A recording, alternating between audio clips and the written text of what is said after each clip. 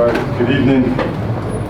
Thank you for hanging in there, but obviously very proud of our players, very proud of our program for showing just a ton of resiliency, toughness, and coming out and really just playing every snap with just a lot of juice, a lot of energy, executing at a higher level.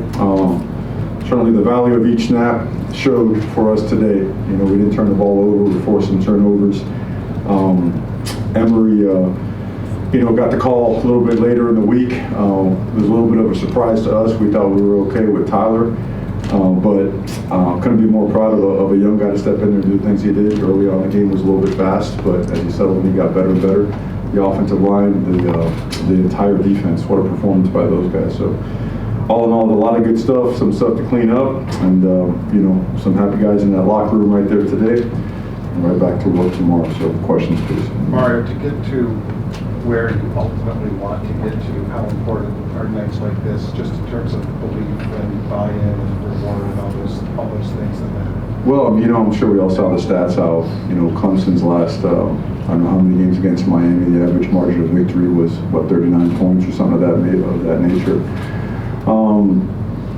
And those guys, they didn't forget, they scored on us with 16 seconds last year, since the clock was 1 and down 2. So I think our guys came out with a lot to prove.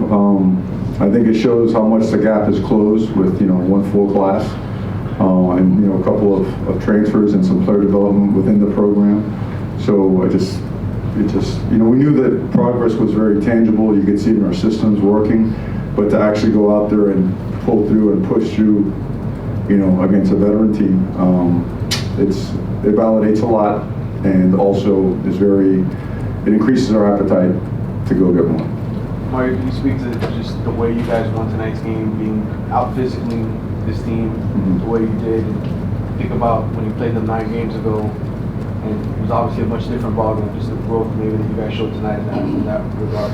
Yeah, about a year ago, physically they really whooped us. It was a bad day, and obviously our guys have been working hard. There's a lot of personnel enhancements as well up front at the line of scrimmage, and we just took the field with an attitude of not being denied and really committed to making this a slugfest, making this a game of body blows. We talked about, games like this are 15-round heavyweight fights, and rounds 11 through 15 separate, So just proud of those guys, man. They played hard, they played well, they got it done. Can you take us, Emory's demeanor? How was he during this game, obviously? That guy's, you wouldn't, it's what he is. It's what he is. We knew that this was going to be a tough challenge for him, right? Clemson's an excellent defense. I believe they're first in the conference or whatnot. But the speed of their defense is very challenging. So we figured that early on, there was going to be an adjustment. And you saw we had some batted balls. We had some throws that were a little bit late. The line protected him fairly well. They got in there a couple times, hit his arm or whatnot. But as the game went on and on, he just settled in. He's a very urgent guy. Okay, he approaches everything with a ton of urgency. And in camp, he won the confidence of a lot of our players. Our entire quarterback room has. So our players really played hard, for him and for each other. And they were just convicted on not letting him or each other down. Coach, switching to the other side of the ball, you had another true freshman that put on a fabulous display. Can you talk a little bit about Ruben Day and just his impact? 2 sacks in the night, really just broke out. Yeah, he's a game wrecker, is what he is. So people, when they try to chip him and slide the protection his way and double team and whatnot, but again, it's not only that he's gifted, he just plays the game at a relentless level, like really uncommon. And tonight it showed, against some veteran players. He was as disruptive as it got. We thought that was a safety. Don't know, I guess I'll stop there.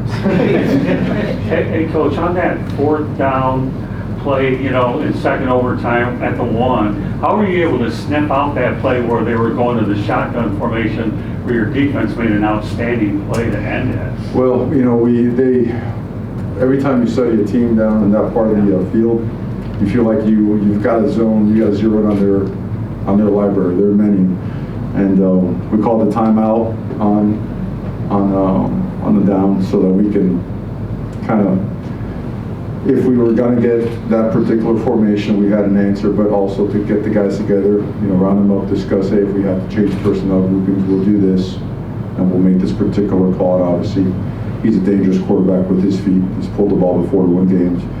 Awesome job by the dive player, and unbelievable job by Corey Flay. Unbelievable. Mario, you talked about, obviously, Emery being a freshman, the offensive line played great, but you got some great runs from both Chaney and B.J. Allen. How important were those two guys tonight? I think, well, you look at all the guys that ran the ball because, Bouchard, he breaks that run, but how important is Jacoby George being right behind him, recovering the fumble, right? Because all that could have gone for naught. And then both Chaney and AJ, those guys, they ran hard. I'm talking hard. And you saw some of those plays. I mean, the whole stadium knew what we were calling, right? We knew it, they knew it, you knew it, and still there were some great fits, some great just unlocking of hips and running feet, and then some really bloody, muddy yards. We saw a lot of, I'm sure both teams will be incredibly sore tomorrow because that thing was a legitimate slugfest. And credit to them, they're an excellent team and an excellent offense and defense. And today, the night belongs to us. Mario, it was the ACC win and at home. What stands out to you for that? We've been playing really well at home, albeit the end of our last game at home, and we really want to make Hard Rock a really tough place to play, where the Canes will not be denied. And we took another step in that direction tonight. Coach, it seemed pretty obvious you guys wanted to protect the ball, but you had a chance maybe with 40 seconds to go to try to get a field goal range. Just the decision-making process there to run it instead of maybe taking a couple throws or whatever. Well, we felt if we could pop a run and get more positive yardage, and maybe get to the 50 or cross it, we would be a little bit more aggressive. They've got a really good pass rush, and they've got an extensive blitz package. And we thought that the way we were controlling the line of scrimmage, the risk-reward side favored us taking the game in overtime. Coach, this is your first win against the ACC opponent at home. How does it feel to get that monkey off your back, or is that something you think about at all? Never thought of it that way. Protecting the football, big point of emphasis considering the way the last two games. Yeah, no doubt. And the ultimate difference, right? If you look at all the stat lines across the country today, you probably see 90% of the games go to the ones that protect the ball better. We have been, I don't know if careless is the right word. It ends up being carelessness, right? But that falls on all of us. And the amount of emphasis on it tonight, it paid off. And we talked about it there. We got good people, we got good players, we got good systems. We're growing, we're learning, we're developing. But all that stuff's got to show up on the field on game day, Because if we go out and we turn it over like we have, it's what's going to show, not the result that we want. So it was really, we were fired up to get those results actually on the field, as opposed to talking about it again and again and again. So I love answering those questions about drill work for turnovers. They're always fun. Mario, how do you manage, Emery, some of this is all new to him, obviously, Right. still, but needing to score late in the game, so kind of managing that balance between letting him throw, not letting him throw, all of that stuff. No, this was the biggest game of cat and mouse I've ever witnessed a coordinator have to call. If you can see the dynamic behind the decision making by Coach Dawson, his dialogue with the coaches, and then deciding on what play to call, it was incredible because it is very difficult. We were not getting a ton of separation on the back end, and we had a couple miscommunications, right? The interception was a post ball that we were on the same page, and that's what, to the point of the late in the game decision, you don't want that, even worse, a sack fumble. So when he saw his comfort growing, when he saw him just being more and more just really comfortable with the whole thing, he started increasing his I would say, risk taking. But we did take shots early. We weren't hitting them. We did so, and they weren't working out. We weren't getting separation, but the line protected well. I don't know what the stat line was on that stuff, on sacks and quarterback hurries or whatnot, but just really proud of this football team, man. It's all them. All credit goes to them. Thank you very much. Coach, Thank you. Okay. how's Tyler doing? Tyler's doing well. He was good to go. So I did not lie to you.